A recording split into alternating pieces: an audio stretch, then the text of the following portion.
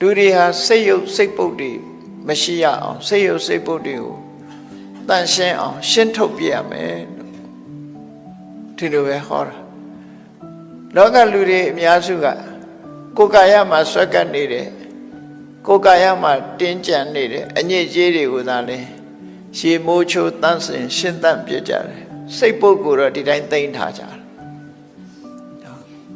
စိတ်ပုတ်စိတ်ယုတ်တွေကိုတော့ရှင်တဲ့နှလုံးထဲကထုတ်ပြမှမသိဘူးဟောကိုယ်ခန္ဓာကိုယ်ပေါ်မှာရှိနေတဲ့အညစ်အကြေးတွေတော့မှန်ကလေးကြည့်နှုတ်ခမ်းလေးစုကြည့်သွားလေးဖြဲကြည့်နဲ့အဲ့ဒါလို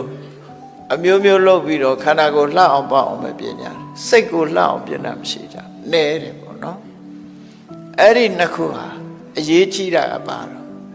ခန္ဓာကိုယ်ကြီးကိုစဉ်းစားကြည့်လိုက်ပြင်ရင်နဲ့သူပြတ်သွား